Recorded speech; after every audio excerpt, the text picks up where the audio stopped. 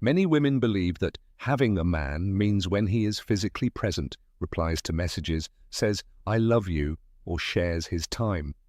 Yet, in reality, the deepest connection is invisible. You feel it. Carl Jung said that true bonds do not arise on the surface of desire, but in the roots of the unconscious. That is why there are loves that survive without contact, and relationships that die even though they are together every day. To have a man does not mean to possess him, but to live in his mind, in his emotional memory, in the part of his soul that cannot detach from you, even if he tries.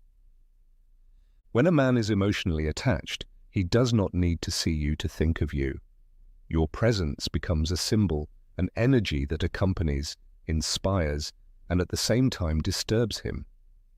And the amazing thing is that this connection does not arise from what you do, but from who you are when you stop seeking his validation. The moment a woman stops wanting to please, her energy changes. She no longer emits neediness, but begins to radiate authenticity. On a psychological level, this awakens in the man an ancient impulse for connection. He no longer sees just a woman, but a mirror of what his soul seeks to understand. Jung explained it masterfully. Love does not happen between two personalities, but between two unconscious minds that recognize each other. When a woman reaches this silent resonance, she becomes unforgettable. Not because of her appearance or words, but because she has touched a part of him that he did not even know existed.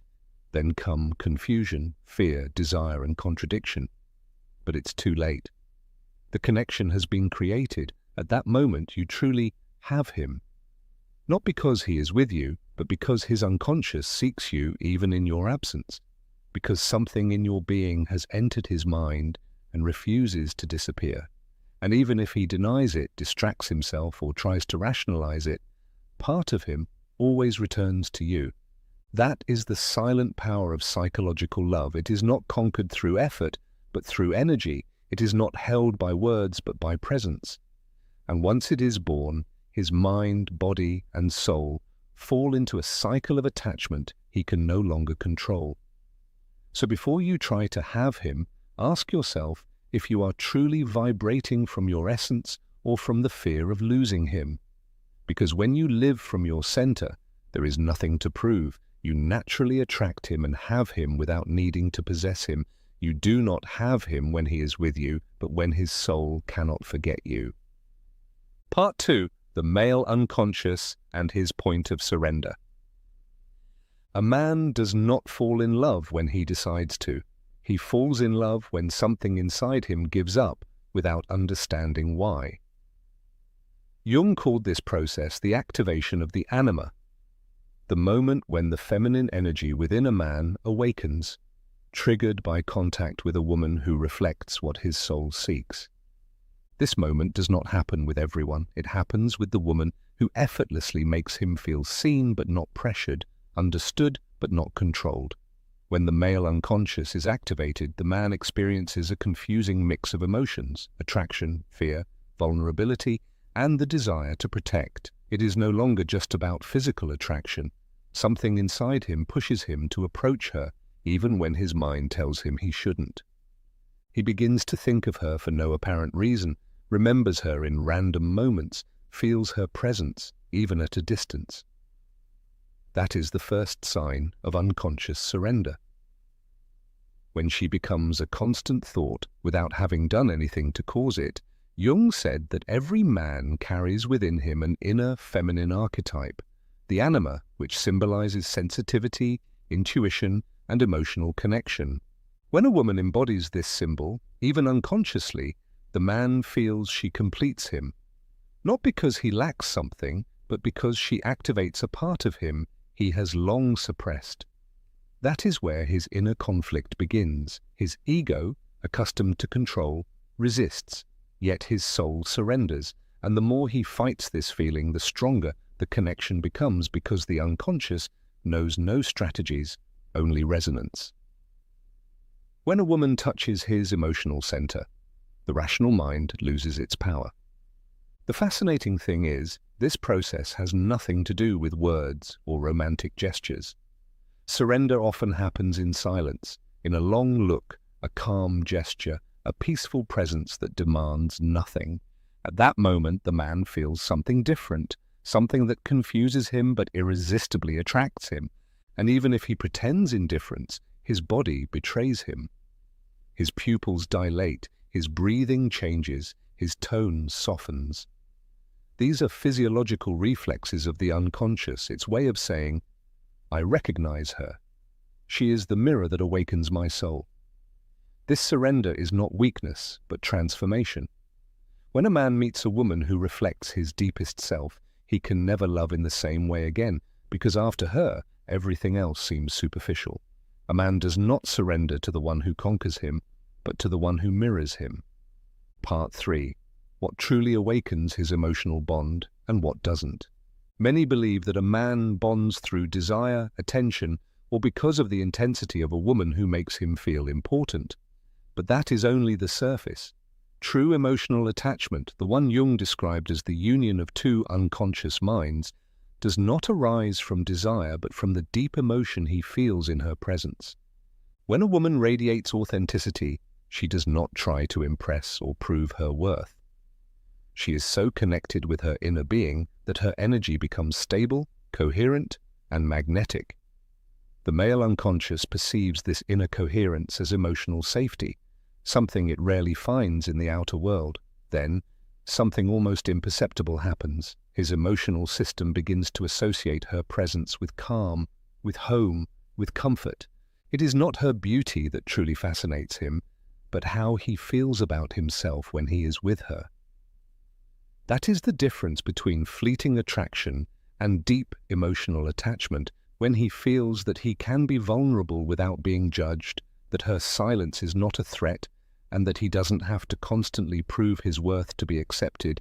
His unconscious relaxes, and in that relaxation, attachment arises. The male unconscious does not seek competition but stability. It seeks an energy that does not challenge him to be more, but invites him to be real. That is why a woman who does not need to justify her love with constant proof becomes his emotional anchor. She does not chase him, yet she does not withdraw emotionally. She is simply there, with a calm presence that touches him deeply and that he cannot forget.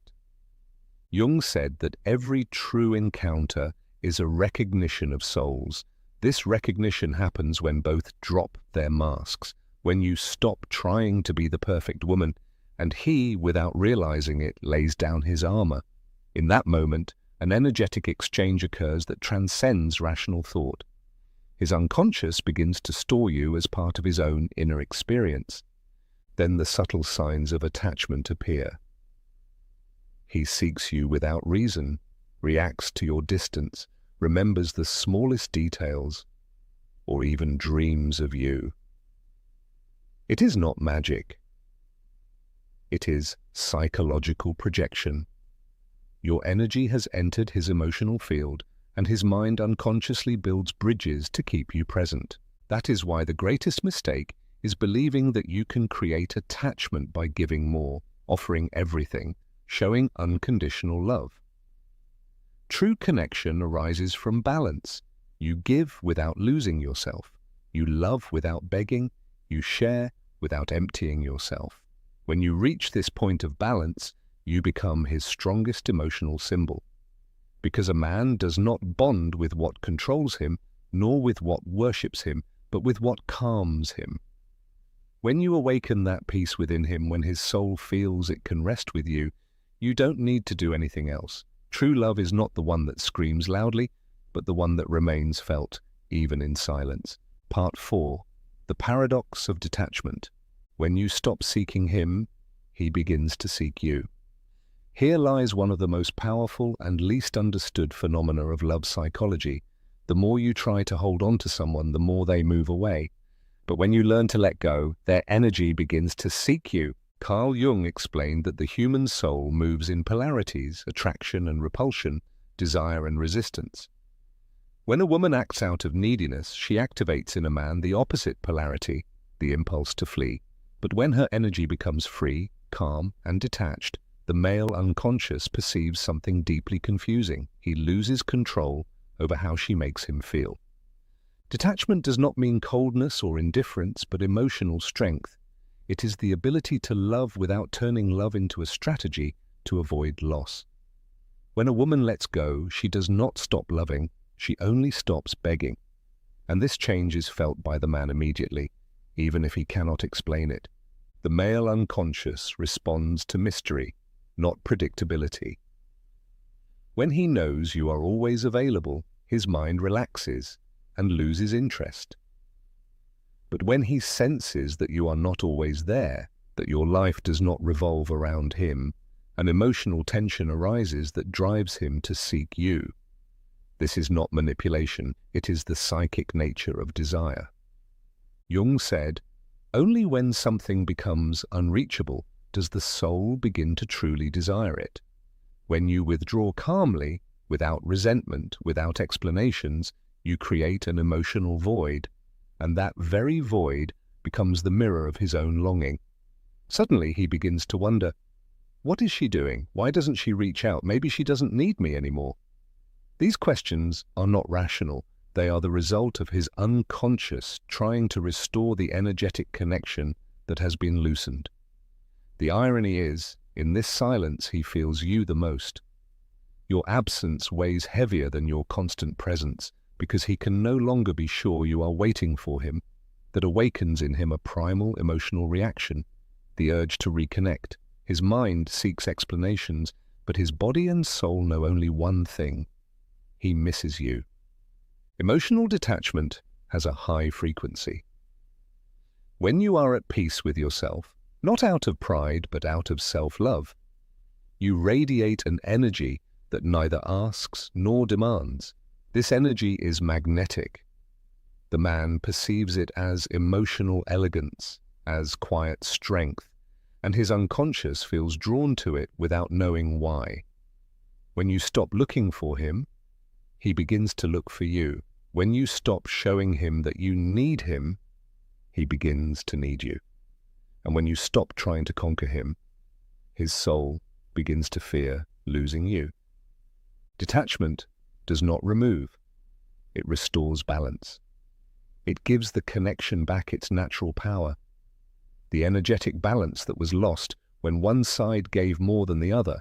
When you reach this balance, he not only returns, he sees you with new eyes. No longer as someone waiting for him, but as someone who inspires him. When you learn to let go, you stop being an option and become his destiny. Part 5. The signs that you already have him emotionally. There is a moment when everything changes, not because he says it, but because his behavior begins to speak for him. Carl Jung explained that the male unconscious often reveals feelings long before the mind comprehends them. When a man is emotionally connected to you, his body, his habits, and his gaze betray him. The first sign is contradiction. He says he wants nothing serious, yet he constantly seeks you out.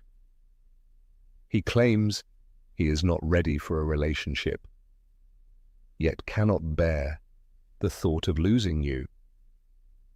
This contradiction is typical of unconscious attachment. His ego tries to stay in control, but his soul has long since surrendered. He is not confused. He is in love and afraid. The second sign is his involuntary attention. He remembers the smallest details, something you said, a date, a song, one of your sentences. This shows that you have already become part of his emotional reference points. You are no longer a woman, you are a constant presence within him. Even when he tries to distract himself with work or other people, everything leads him back to you. Your energy has become his emotional anchor. The third sign is his need for contact, even without reason. He texts you just to know how you are, asks trivial things, or reaches out for no particular purpose. This is no coincidence. It is the unconscious trying, in a symbolic way, to maintain the connection. Because when a man is emotionally attached, silence becomes unbearable. He must know that you are still there, even if it's just a simple hello. The fourth sign is the vulnerability he tries to hide. He begins to show you his most human sides, fears, doubts, insecurities. Sometimes he gets angry at himself because he doesn't understand his feelings, yet precisely at this point, the emotional bond solidifies when he is no longer afraid to be seen because his mask no longer makes sense in your presence. The fifth sign is subtle jealousy. Even if he doesn't admit it, you sense something bothers him when other men appreciate you, not because he wants to possess you, but because he already perceives you on an unconscious level as his emotional symbol. This reaction is not a rational process, but an instinctive protective impulse that appears when he feels he could lose something valuable. And finally, the deepest sign. His gaze changes. He no longer sees you with mere desire, but with recognition.